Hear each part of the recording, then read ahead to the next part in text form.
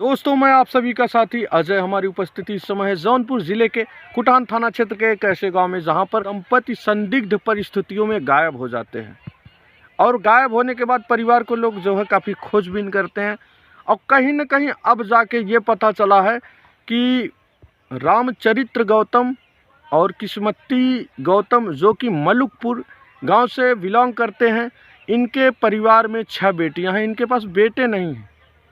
और हम वहीं पर उपस्थिति है, ये देख सकते हैं, यही खेत की सिंचाई कर रहे थे। वो लोग खेत की सिंचाई कर रहे थे, ये तो अच्छी बात है। गरीबों का सहारा यही खेती होती है और किसानी होती है।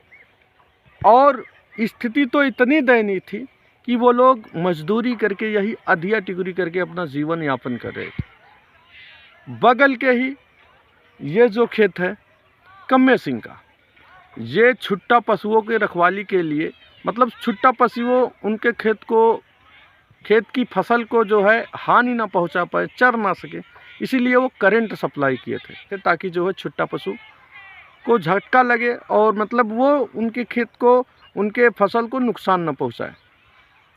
और इसी बीच ऐसी घटना होती है, रामचरित्र गौतम और किस्मती देवी खेत की सिंचाई करते वक्त मेड़ के बाजू में पहुंच जाते हैं जहां पर वो करंट सप्लाई किया गया था और उसके चपेट में आ जाने से इन लोगों की मौत हो जाती है। मौत होने के बाद जो है कम्मे सिंह जो है लाश को नहर में फेंक देते हैं अपने बोलेरो के माध्यम से।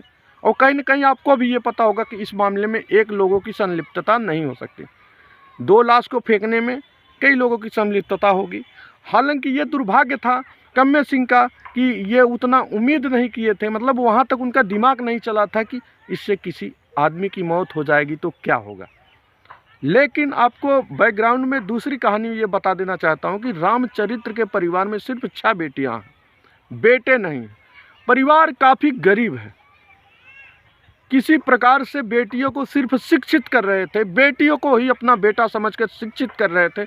कहीं न कहीं ये उम्मीद थी उनको कि भविष्य में यही बेटियां हमारी बुढ़ौती की लाठी बनेंगी। और प्रकृति को कुछ और ही मंजूर था, भगवान को कुछ और ही मंजूर था। 4 बेटियों का विवाह हो चुका था और 2 बेटियां अभी भी कुंवारी थी, जिसमें से एक बेटी जो है मूक बधिर है, यानी कि गूंगी है, विकलांग के श्रेणी में आता है। ये सरकार की तरफ से कोई दिव्यांग पेंशन नहीं मिलती और उन लोगों को घर की स्थिति अगर आपको दिखाएंगे तो जान लीजिए इतने दयनीय है। हालांकि मैं किसी कारणवश जो है आज वहाँ पर घर पे नहीं पहुँच पाऊँगा। इससे पहले मैं आपको वीडियो में दिखा ही चुका हूँ उनका घर और किस स्थिति में वो लोग जीवन यापन करते हैं। अब मेन टॉपिक पे आते हैं कि जब 8-9 दिन बाद लाश को खोज कर किसी प्रकार से जो है पुलिस प्रशासन निकलवाती है, अब प्रश्न चिन्ह ये होता है कि अब आगे की कार्रवाई क्या होगी। और अगर माना जाए तो कम्मे सिंह की भी ये छोटी सी लापरवाही उस परिवार के लिए जान लीजिए पूरे ज़िंदगी तबाह कर दी, पूरे परिवार को तोड़ के रख दी। और हम तो सरकार से यही मांग करेंगे कि करंट के चपेट में आने से आए दिन तमाम मौतें हो रही हैं, ये जागरूकता फैलाई जाए स्कूलों में और छोटे छोटे कार्यक्रमों के माध्यम से गाँव में सरकार ये जो जागरूकता, विद्युत करंट न लग पाए, करंट के चपेट से बचने के उपाय बताए जाए गांव-गांव और छोटे छोटे कार्यक्रम और जैसे सोशल मीडिया जैसे प्लेटफॉर्म से जो है ये जागरूकता होनी चाहिए। मेरी मांग है पर्सनल। और साथ ही साथ ये मैं मांग करना चाहूँगा कि अब एकदम से बैन कर देना चाहिए। वैसे सरकार एकदम से बैन कर चुकी थी कि कोई भी पर्सन अपने खेत में विद्युत का करंट वाला तार नहीं लगा सकता पशुओं के लिए। और ये भी सत्य है कि जब हम लोग यहाँ रिपोर्टिंग करने के लिए आए तो मैं आपको बताना चाहता हूँ कि ये सत्य है कि जो है यहाँ के छुट्टा पशु जो है काफ़ी जो है गेहूँ का फसल इस समय है, रब्बी की फसल है, खा गए हैं, एकदम चर लिए हैं। कहीं ना कहीं कुछ लोग जैसे समाज के लोग, संगठन के लोग, जैसे बहुजन संगठन के कुछ लोग जो है आरोप लगा रहे हैं और मांग भी कर रहे हैं कि दोषी के खिलाफ सख्त से सख्त कार्रवाई की जाए।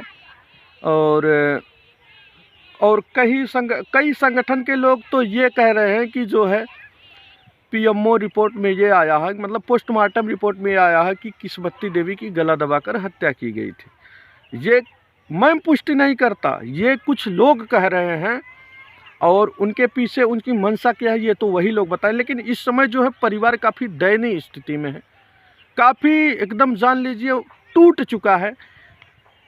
इस समय इस दुख की घड़ी में सरकार को और प्रशासन को परिवार के साथ कदम से कदम मिलाकर खड़ा रहना चाहिए, क्योंकि परिवार किसी भी जात का हो, पीड़ित परिवार जो होता है किसी भी मजहब का हो, वो पीड़ित होता है, गरीब गरीब होता है। और गरीबों की समस्या जो है जो सुनता है वही गरीबों का मसीहा कहलाता है। अगर जो परिवार पीड़ित है, मम्मी पापा जिसके मर जाते हैं, उसके दिल पे सोचिए क्या गुजरती होगी इस टाइम। बेटियां हैं, कोई एक आदमी नहीं रहा गया कि मतलब सहारा देगा कुछ जो है। आज रिश्तेदार आ रहे हैं घर पे, ढांढस बंधा रहे हैं, नेता लोग जा रहे हैं, विधायक लोग जा रहे हैं, बहुत लोग जा रहे हैं। आप सभी के माध्यम से विधायकगण, नेता परेता लोग जो हैं संगठन से जुड़े हैं, सरकार से जुड़े हैं, कहीं ना कहीं चाहे वो विरोधी हो चाहे सरकार पक्ष के हों, वो लोग मांग करें परिवार में कम से कम दिनचर्या चलाने के लिए एक नौकरी तो ज़रूर होना चाहिए। क्योंकि रामचरित्र गौतम जी खुद अनपढ़ थे, मतलब ज़्यादा पढ़े लिखे नहीं थे, एक टेलर थे, दर्जी का काम करते थे, कपड़ा सिलकर किसी तरीके से जो है अपने परिवार का भरण पोषण करते थे। आज वो दोनों दंपति नहीं है दुनिया में। अब कार्रवाई क्या हो क्या नहीं, इस पे ज़्यादा गौर करने की ज़रूरत नहीं है, लेकिन इस पे ज़्यादा गौर करने की ज़रूरत है कि परिवार पूरी तरीके से बिखर गया। उनके घर का चिराग भविष्य में कौन जलाएगा। तो सरकार से निवेदन है, और आप जितने भी विधायकगण, मंत्रीगण, सांसदगण हैं और प्रशासन के लोग हैं, जनप्रतिनिधि का काम करते हैं, जो यहाँ से पब्लिक की आवाज़ सदन में उठाने का काम करते हैं, उनसे निवेदन है कि परिवार में कम से कम एक नौकरी ज़रूर होनी चाहिए। सरकार को एक नौकरी देनी चाहिए, क्योंकि ये मौत करंट से हुई है पहली बात।